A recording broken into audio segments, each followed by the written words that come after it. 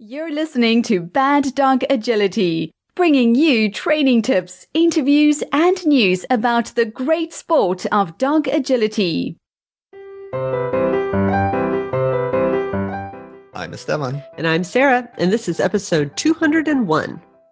Today's podcast is brought to you by HitItBoard.com. HitItBoard.com has the innovative training tools you need for agility.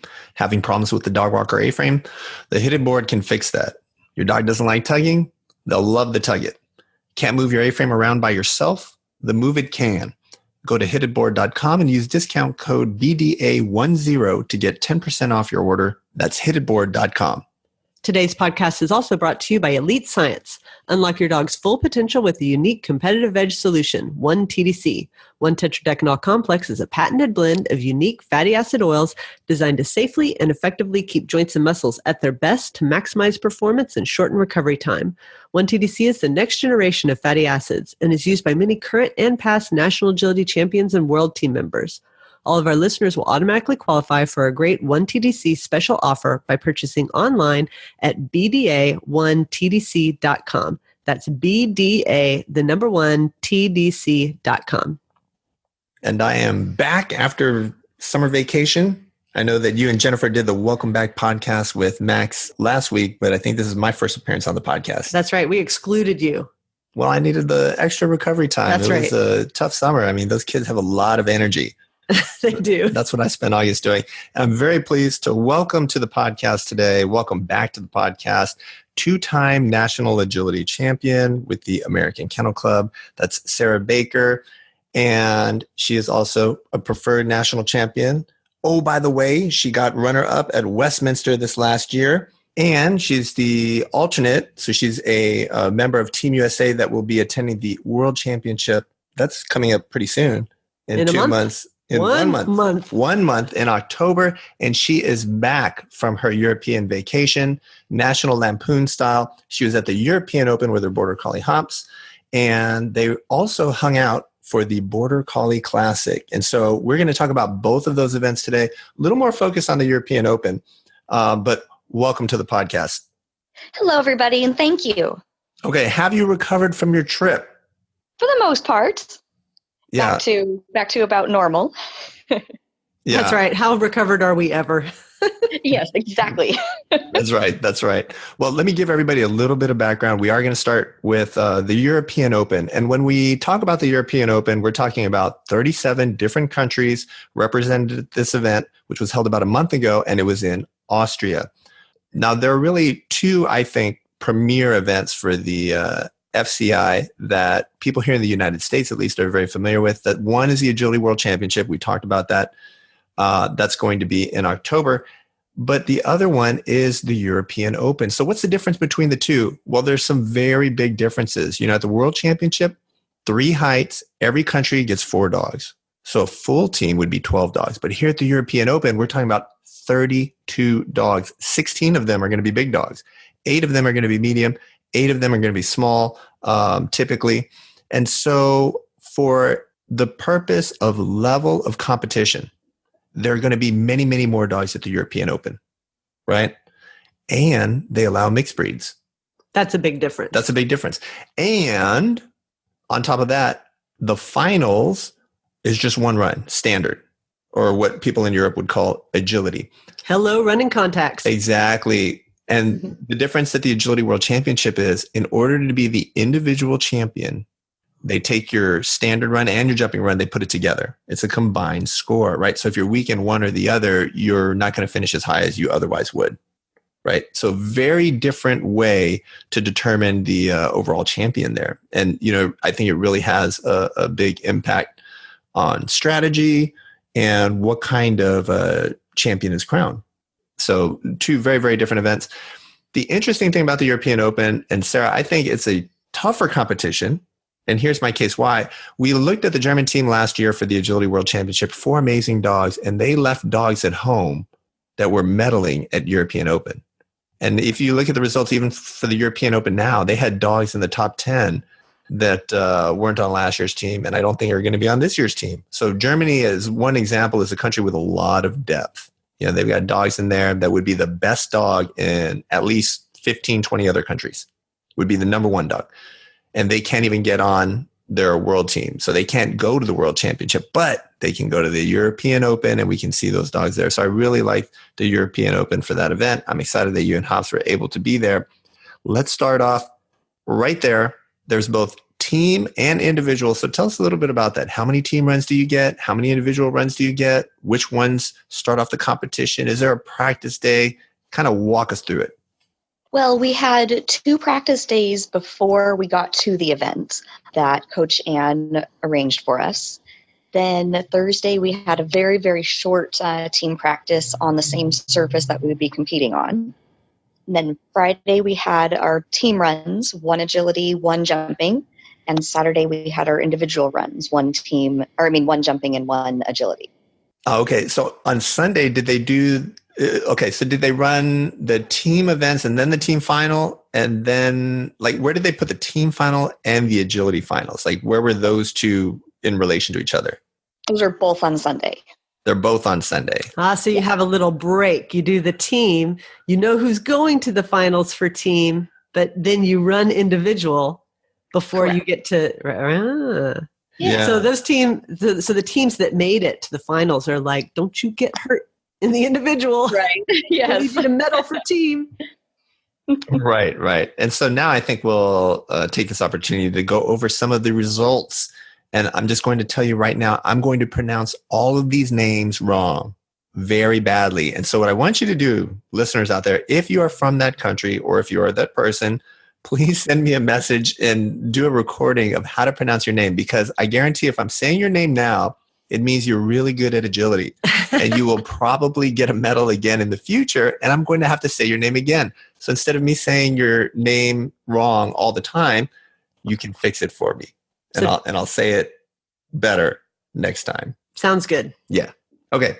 So let's go ahead and start with the small dogs. And this was really dominated by the Slovenians. And here we're just talking about the finals run, of course.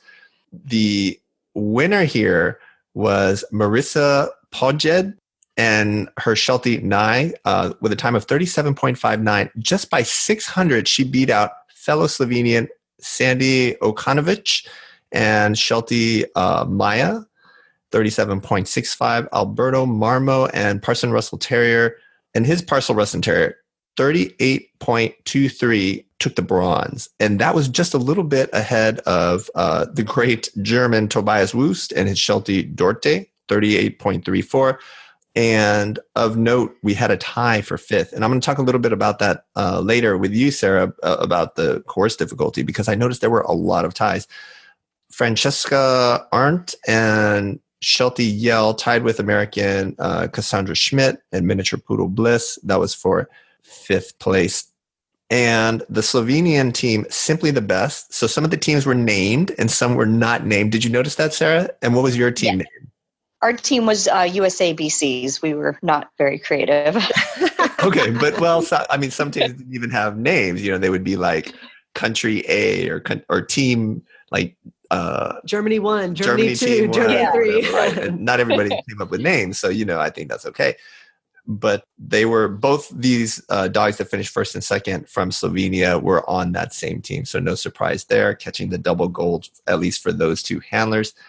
Very impressive. And on the American side, this is where the Americans were very, very solid. Cassie and Bliss, of course, taking 5th in the final. Laura Dolan and Pri also with a clean run and a very good 9th place finish as well with the Poodle. And so now we're going to go ahead and move on to the medium dogs. And when we look at the medium results on the individual side, no surprise, the overall individual winner, Daniel Schroeder and Cashew, the Sheltie, 33.14 in Germany. And this is the only spot where there was some separation between the winner and all the other dogs. When you look at the smalls, when you look at the large, everybody's really close together. And so I don't know if the course is a little more difficult or just as likely, Cashew is just that dominating. Olga Kriesen, I'm sorry, I know I said that wrong, from Poland, a Pyrenean Shepherd, 34.95. So that's a good almost 2 seconds behind Cashew there. And a Spanish Water Dog, 35.42 from Finland. I believe the dog's name is Ronya. And then the name Ville Luca. Also sure I got that right. Now I know we have Finnish listeners. So please send me a message.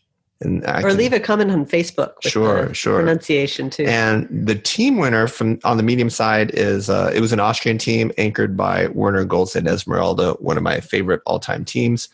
And now we'll go ahead and move on to the large dogs. Oh, let's talk about the American mediums, because we did have 2 dogs, not 1, but 2 getting into the finals there. Approximately 50 dogs made the final.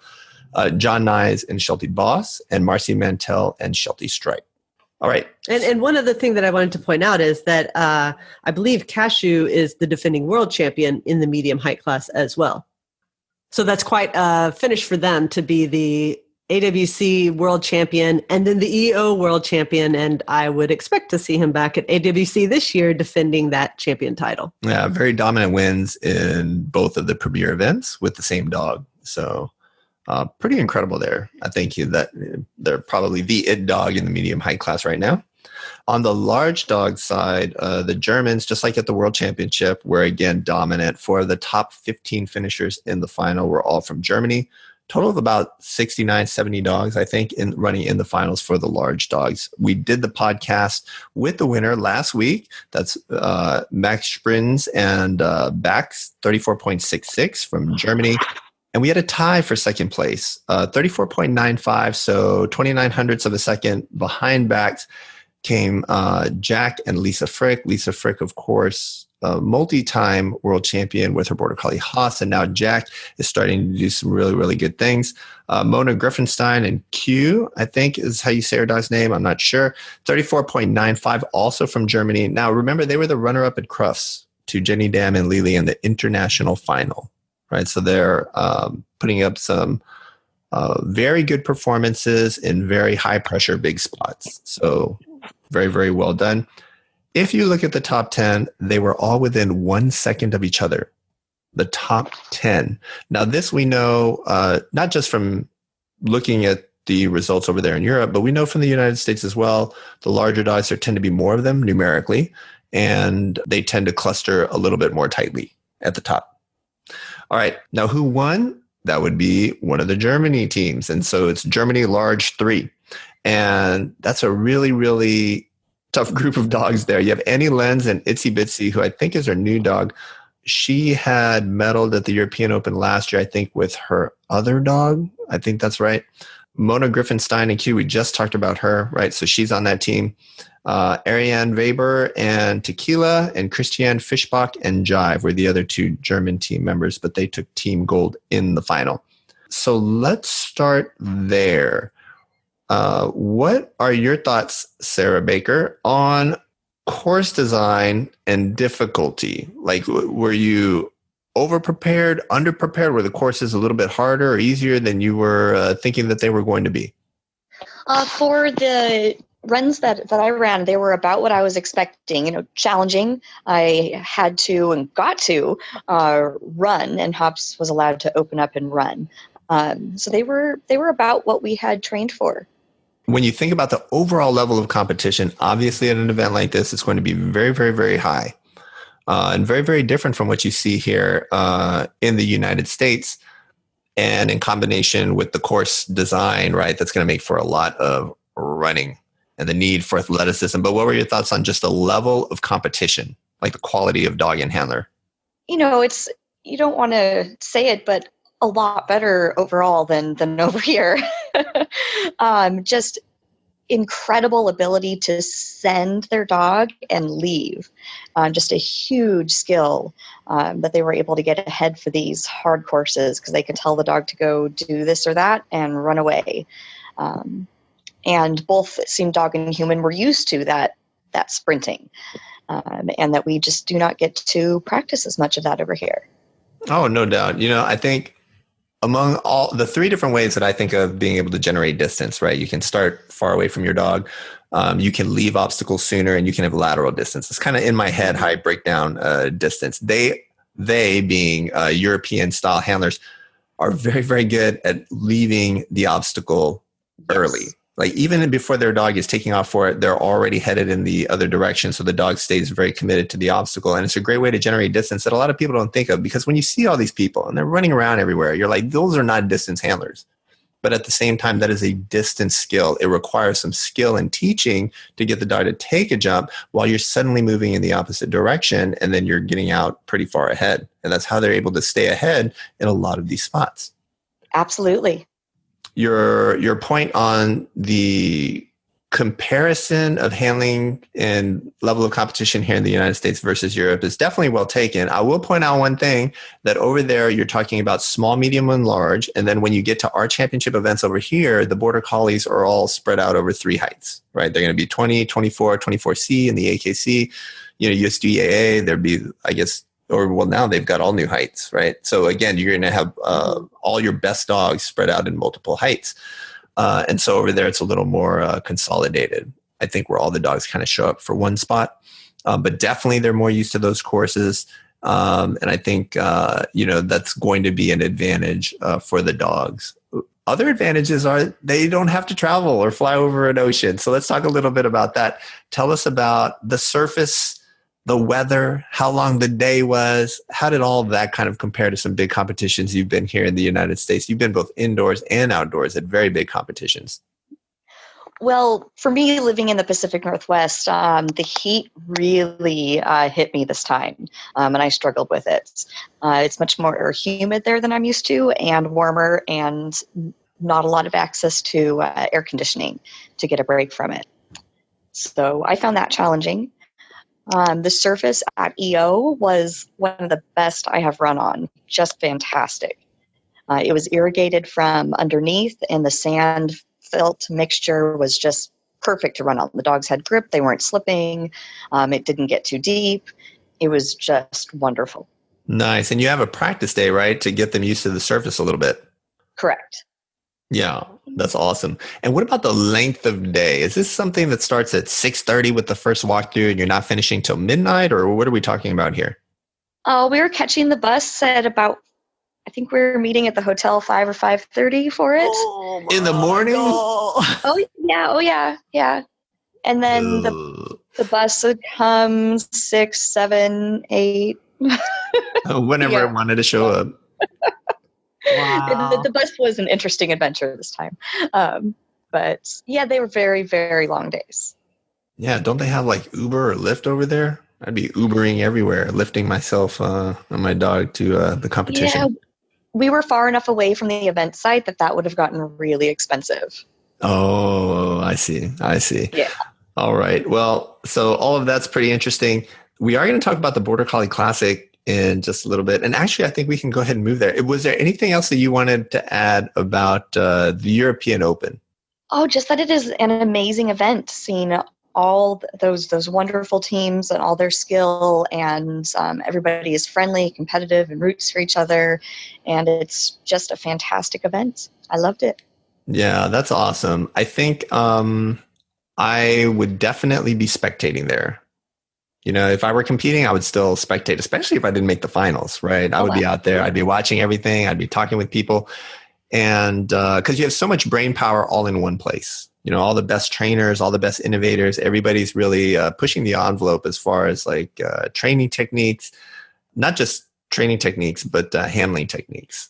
And so how to do running dog walks now, things like that. So, that's what I wanted to ask you. Course design as it relates to running dog walks, and how many running dog walks that you saw? What were all your running dog walk thoughts? Because, of course, you and Hops have a running dog walk. Well, we kind of had some bad luck with that. His worst dog walk exit for him is a left turn with nothing to target. And that's what it was almost every single run. Was a left turn with nothing for him to target. And he got some of them. He did not get all of them. One of them was just into a wall and there was nothing there. And a lot of dogs stopped or running, missed that contact. Interesting. Yeah, it sounds like maybe that was intentional on the part of the judges. Now, I know there were several judges there. I don't have the list of judges right in front of me, but what did you think about the exits and entries, particularly to the dog walk? All the entries to the dog walk felt safe. Nothing ever felt dangerous. There was one course where I think it was the small dog course where all the contacts were pointed at each other in the middle, and I did see some incidental running into contacts that the dog was not supposed to take. But for the obstacle they were supposed to take, all the approaches were great, and the exits weren't, except for that one where it was into a wall, they certainly were not bad for running contacts. And I saw a lot of amazing running dog walks. Yeah, I think they've really come around over there, and they're almost, I feel like, showcasing running dog walks. They're building courses, I think, that kind of highlight it almost. Yeah. And I wonder if they're getting, a little advantage there. And it's the challenge after the dog walk that we're seeing more and more, that there's exactly. Sure. Yeah, exactly. You don't have to necessarily turn on the dog walk, but you have to get there to handle something. Right. Or have verbal skills for the exit. Yep. Exactly. Yeah, I think that's absolutely the trend. I think when I look at these courses, I feel like the judges have absolutely zero desire to push the envelope on the entry, if you even want to call it that. They give you a straight approach to the dog walk. No questions asked. They want it to be nice and safe, and they can make challenges everywhere else on course. So they don't need to do anything tricky, at the entrance to the contact. Yep. Yeah. I mean, that's interesting. That's the topic for another podcast. Like, how do you make courses a little bit challenging but safe? Tougher. Well, we can talk a little bit about that now. So, Sarah, I was mentioning that in looking at the results, a lot of dogs really close to each other. Now, part of this is going to be just that it's all based on one run. And you have so many dogs you're taking into the final. The biggest class you're going to have in the American Kennel Club is the 20-inch class. Maybe you have some years you get 30 dogs, right? Out of your 30 dogs, let's say half run clean, and then, you take a look at the top 2 or 3, they're all going to be within a second of each other. But now you suddenly have a large dog final that has more than double that, almost 70 dogs, right? All at a very, very high level, almost exclusively border collies. And even if the Q rate is going to be very low, every dog that gets through it, they're going to be very, very close together. So I'm not sure if it's just numbers that are making everybody be really close together. I'm not sure if it's everybody is running contacts, and I feel like it's a must, right? Or if the courses are too easy, frankly, for the highest level of competitors. Like there's, like 20 people, and they're all just too easy, and it's just whichever of them happen to not slip, whichever one happens to not drop a bar, whichever one happens to not get called on the teeter that day is going to end up getting a medal. And so when you were just looking at a little bit of the finals, especially the very fast dogs toward the end and stuff, did you get the feeling that it was just like automatic, it's the same? Everybody, they're running it kind of the same handling choices, and just everything's really close together. Maybe we need a little bit something more? Or did you feel like the finals was like super duper hard and everybody was just super amazing? Well, for medium, we thought it was super, super, super hard. That's interesting, because that's where you had the biggest separation in times. That is interesting. Because when courses are easy, the easier they are, the more clean runs you're going to have, and the closer the times are going to be. And so you felt like medium was significantly harder than small and large. Correct. Interesting. Right. And I feel the need to because I feel like I'm reading your mind a little bit, but to clarify your line of thought on clustered times correlating to an easier course. And I think the idea there is that you basically get dogs that are running max speed. They're, like if you get several dogs and they're all running, as fast as a dog can run of that size, and then they're all running it perfectly, then they all end up with the same time. Right. Because when when a course, quote unquote, is hard, right? Oftentimes there are decisions the dog has to make where it's not perfectly clear, right? The handler's out of position. The presentation of the obstacles is something the dog doesn't do very often or hasn't seen before. Right. And so these dogs, this is all, the combination, of course, is unique. No one's ever run this course before. That's part of the beauty of agility. You never run the same course twice. But if they've seen all the challenges before, they've done it in endless combinations before, they've done these dog walks into the nowhere. These dogs are going to come out there and really it's not going to be too difficult. And then it just turns into a speed game. Who's got the fastest dog? Who's got the dog that isn't coming off an injury from a month ago? Who's got the dog who didn't have to run in the team file and is maybe a little bit tired from that? Who's to say that's not where your 1/10 of a second difference is? Maybe you get individual gold if you didn't have to also run the team final. So, I think it's important that judges remain ahead of the competitor and that the competitor remains challenged. And that's hard because we are in a phase of agility where the skill of the handler at an event like this is so amazingly high. Ridiculously high. And how do you continue? We talked about this a long time ago. Well, I mean, maybe a couple of years ago in a podcast called Have We Solved the Game of Agility? Right. Like tic-tac-toe is a game that's been solved. You can't, not win tic-tac-toe if you know what you're doing, or at least not try. And the idea is, are we getting to a level of agility where the skill level is so high that the game is solved, that there's no more challenges to be added? And that's kind of the question for course designers out there, is how do you add challenge without, number one, while keeping it safe is the number one thing. And number two, I guess, is also, how do you still make it a fun game for the average competitor? Yeah. That's a big topic. But that's kind of the thought process of these clustered results. Sure. Yeah, I'm going to agree with that. Before we move on, I think I left out the American large dog who made the finals, and that would be Perry DeWitt and Border Collie Verb. Okay, now let's go ahead and move on to the Border Collie Classic. So you're there for the European Open, and then was it the very next weekend that the Border Collie Classic happened, and where was it held? Yes, it was the very next weekend, and it was held in Galanta, Slovakia. So world champion Pavel Bakonic, part of the host country there and doing a lot of the work, getting the results up live during the event so that you could follow along online. But I wasn't able to find results after the fact. And maybe I didn't look quite hard enough. I do, however, have the top three finishers. So first, Sarah, Border Collie Classic. That sounds to me like I'm going to see a lot of Border Collies there. So was it all Border Collies? It was all Border Collies that were competing, yes. Yeah, and so my understanding is they also have to have FCI pedigree, recognized pedigree. So this is not like the European Open where you can show up with a mixed breed Border Collie. And how many jump heights? Most dogs were large. There were a few medium. Okay, interesting. So they do have to set up. And they jump in their own category. Got it. And they also have, correct me if I'm wrong, over there they have A1, A2, A3. It's kind of like novice, open, excellent, masters, along those lines. Yeah. But they also ran like the beginner and intermediate events, A1, A2?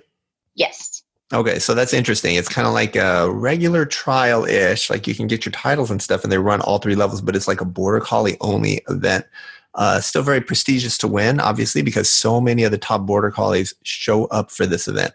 And really, that's what you need. Yeah. If you're going to call yourself a championship event, you really need the best dogs to kind of show up there, to put some impact behind those final runs. And the winners, Teresa Krylova and world champion Say, very impressive, gold medal, Annie Lenz and Itsy Bitsy. And we had just talked about them being on the gold medal team from the European Open. Right, so she follows up 1 week with another excellent performance. Lisa Frick and Jack, we talked about them. They tied for second, right behind Max and Bax. So Jack doing that. And then the team, I think they had a team event, and it went Czech Republic, France, and then Japan.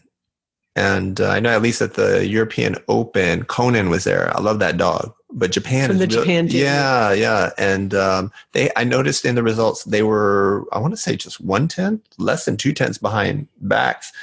And they have stop contacts. Maybe they replaced it with running, to be that close. But this dog is just amazing. Handler's fantastic.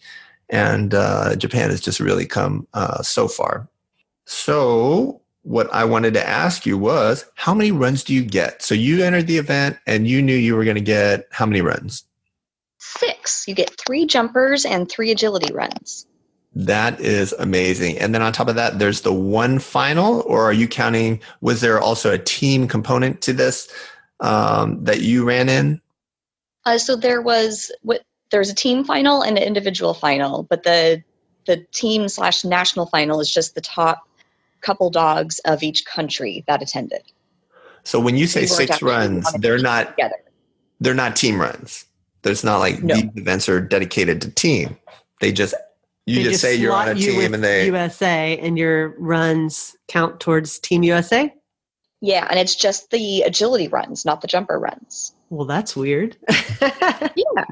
That's pretty interesting. That's pretty interesting. And what did you think about the course design and difficulty as it compared to the European Open? Overall, they were about the same. I thought two of the jumpers courses didn't flow quite so well as some of the regular international courses, but they were all still fun and challenging, and you got to run and open up. So I enjoyed them. Especially I enjoyed Tomas's course. Yes, Tomas Traj, and I will just put a plug out there for our VIP program, which opened up this last July and is now closed until next summer. You'll have to wait then to get in, but he does design our courses, and I believe this month's course, September. So in just a couple of days, we got to pick a day this week. We're going to go out there and run his training course. Always tough, always rewarding, good stuff. Yeah. So as far as like the prototypical open flowing course, I think sometimes in the United States, we look at that and we say, okay, this is a European course, but actually in the same way that we say, oh, this is a European dog, they're so awesome, look at them, they can do all this stuff.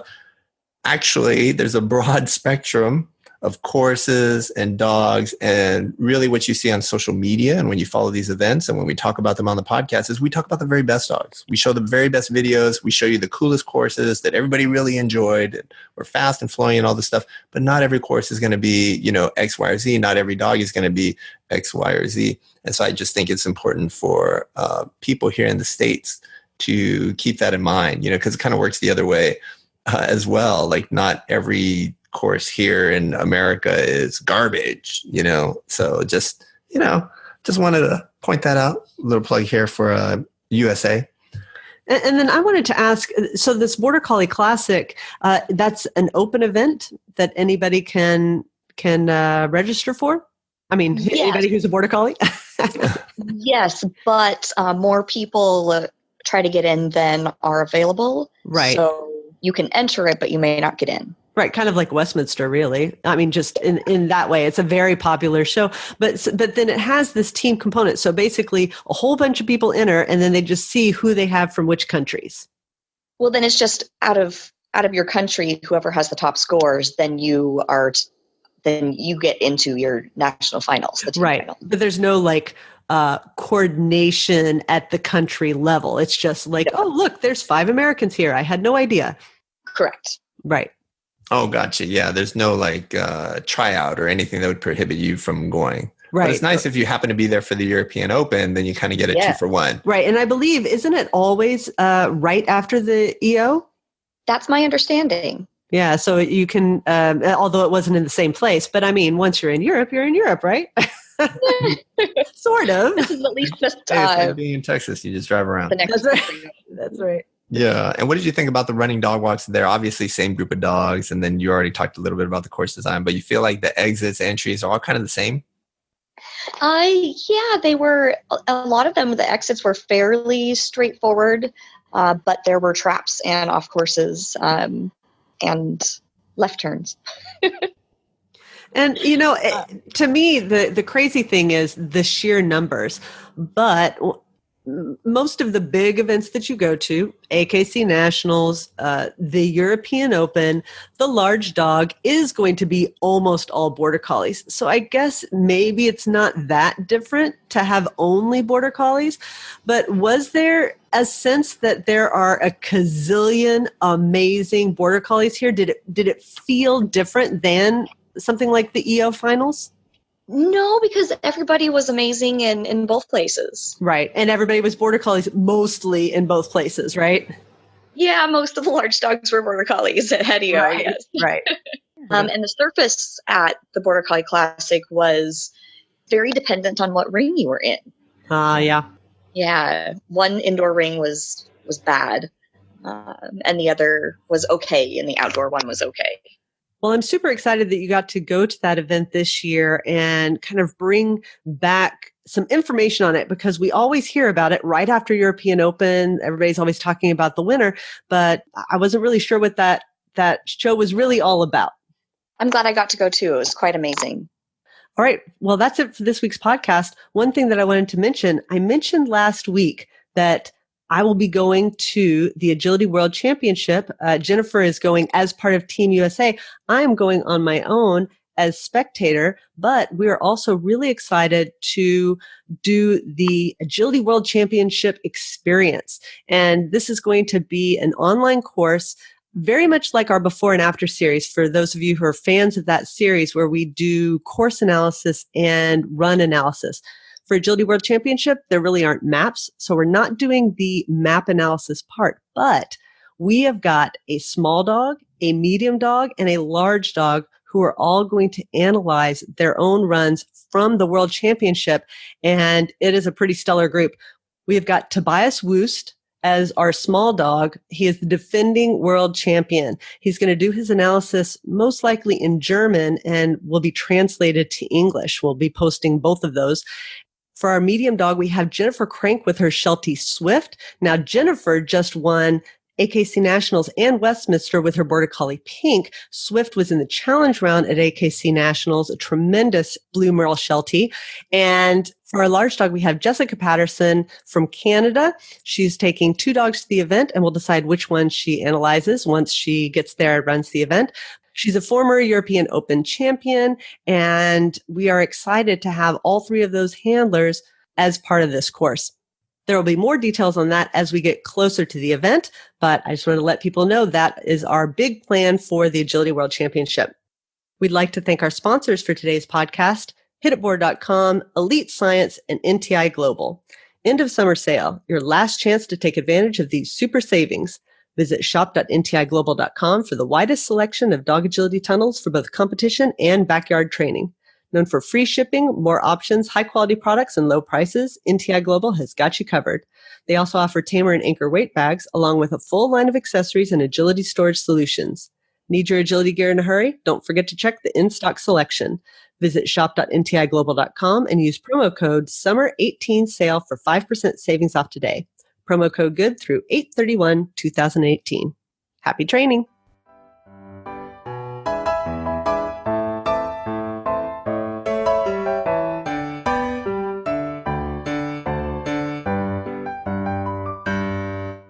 All my friends tell me that I'm too condescending. That means I talk down to people.